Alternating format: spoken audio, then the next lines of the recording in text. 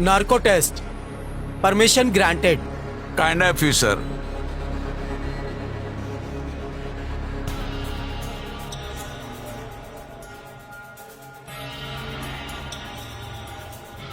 नाम बताइए आपका।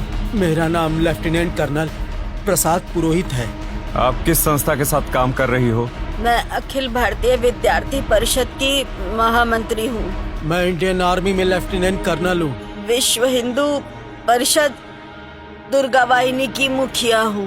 मालेगांव बम विस्फोट में कौन कौन शामिल था? मालेगांव बम ब्लास्ट की पूरी जिम्मेदारी मेरे ऊपर थी और 3 लोग थे उसमें शामिल।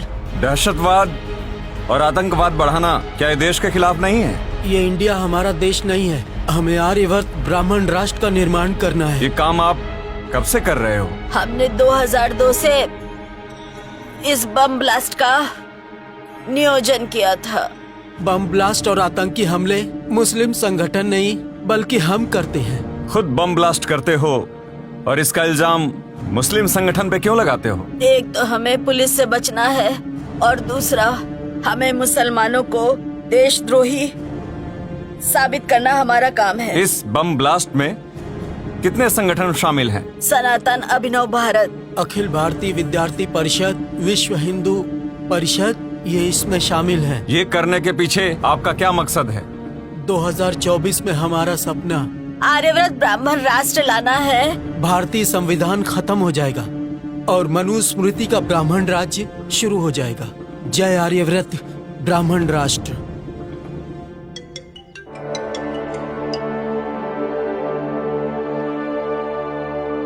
Hello, ATS chief Hemant Karkare speaking.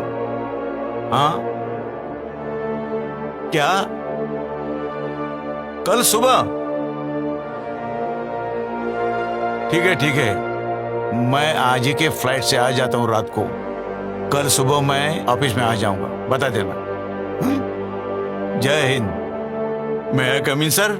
Yes, coming कर करे।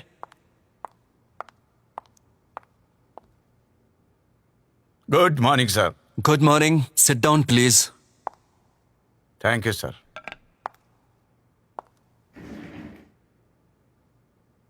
कर करे, आप क्या पागल हो गए हो क्या?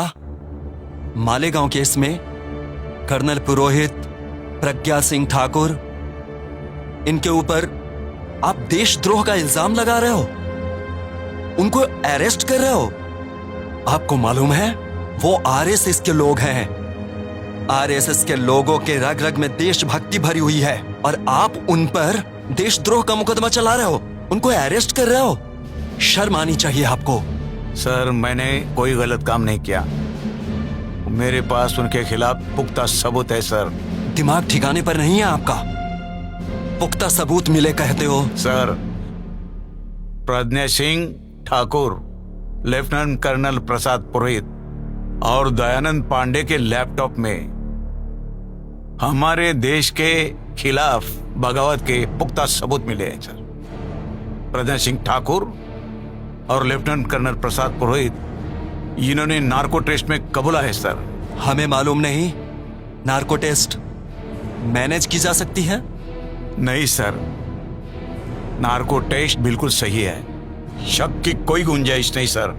अच्छा बताओ, आप खुद ब्राह्मण हो, ब्राह्मण हो के ब्राह्मणों पर कार्रवाई करते हो, ऐसा क्यों?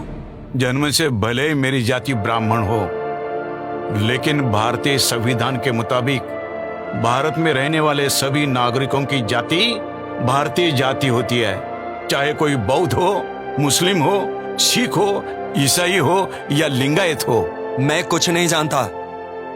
कर्नल पुरोहित, प्रज्ञा सिंह ठाकुर, इनके ऊपर लगाए हुए इल्जाम वापस लेने होंगे आपको। सर, क्या मैं जान सकता हूं कि देश ने ब्राह्मणों को क्या कुछ नहीं दिया? हर जगह ब्राह्मण ही तो है। 4% ब्राह्मण है सर, मगर आईएएस, आईपीएस, मिलिट्री में हर ग्रेड में 80% ब्राह्मणों की भर्ती है सर। केंद्रीय मंत्रिमंडल में ब्राह्मण, राज्य मंत्रिमंडल में ब्राह्मण, सांसद ब्राह्मण, विधायक ब्राह्मण, मंत्रियों के ओएसडी भी ब्राह्मण, हर जगह ब्राह्मणी का राज है सर। सच कहूं सर, सच कहूं, यहाँ का हिंदू ब्राह्मण को भगवान मानता है, और इसके बावजूद भी, इतना मिलने के बावजूद भी ब्राह्मण देश से गद्दारी करता है। आखिर ब्राह्मण चाहते क्या है? आर्यवर्त ब्राह्मण राष्ट्र चाहते हैं। ब्राह्मण इस हिंदुस्तान को ही आर्यवर्त ब्राह्मण राष्ट्र बनाना चाहते हैं। ब्राह्मण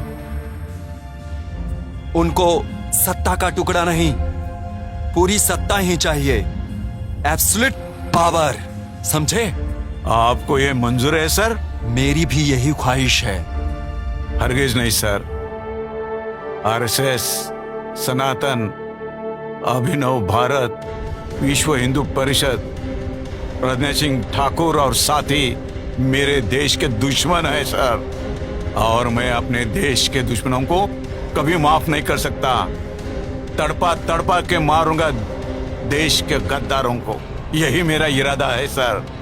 देखो करकरे, प्रज्ञा सिंह ठाकुर और उनके साथियों के कारनामों पे पर्दा डालो, छोड़ दो उनको। आपको माला माल किया जाएगा, आपको जो चाहिए वो मिल जाएगा, लेकिन सिर्फ आपकी जुबान बंद रखना। शेर कभी मौत से डरता नहीं सर। होश में आओ करकरे, अपनी जान गवा बैठोगे। जिस रोज मैंने वर्दी पहनी उसी रोज मैंने जिंदगी को अलविदा कहा था। अलविदा सर। सुनो, आर्यवर्त ब्राह्मण राष्ट्र के लिए उसे बलि चढ़ाना ही होगा।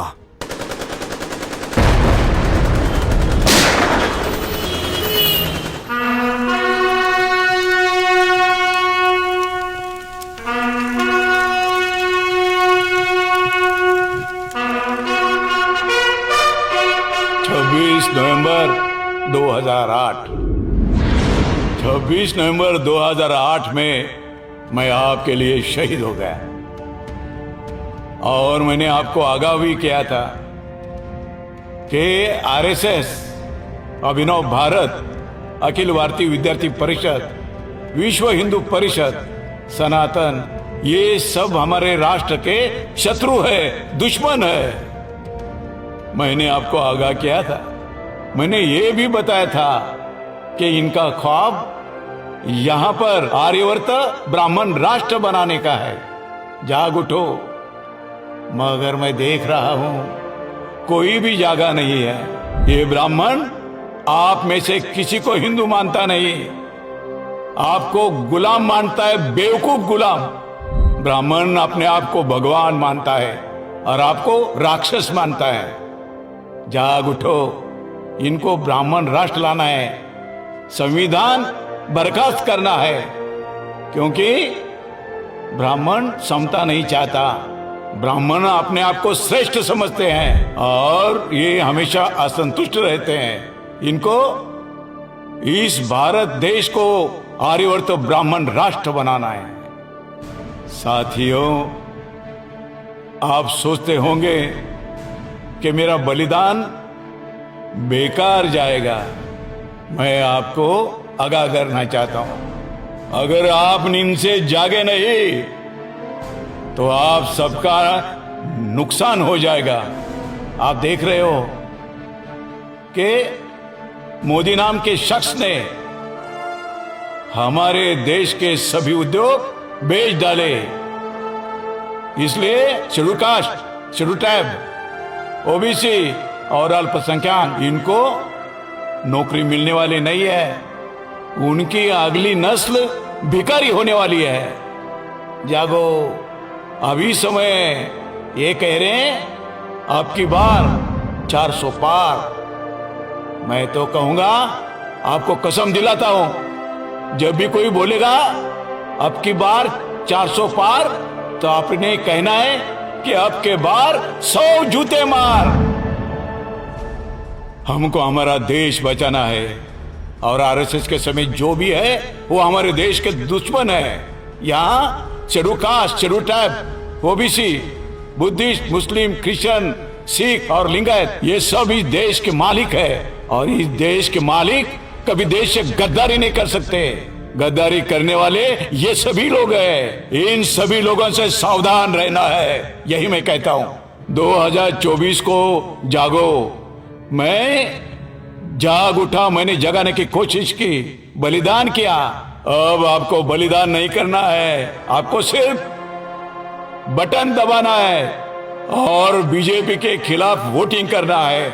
हमारे देश को बचाना है, हमारे संविधान को बचाना है। इनकिलाब जिंदाबाद, इनकिलाब जिंदाबाद, संविधान जिंदाबाद, संविधान जिंदाबाद।